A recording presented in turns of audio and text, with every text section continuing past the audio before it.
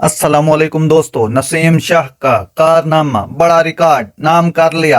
लाहौर में सुपर 4 का पहला मैच खेलते हुए नसीम शाह की ये गैर मामूली कारकर्दगी उनके वनडे कैरियर में एक तारीखी कामयाबी है। इस मैच में अपनी 3 विकेटों के साथ वो अपने पहले 13 वनडे में से हर एक मैच में विकेट हासिल करने वाले पहले पाकिस्तानी बॉलर बन गए।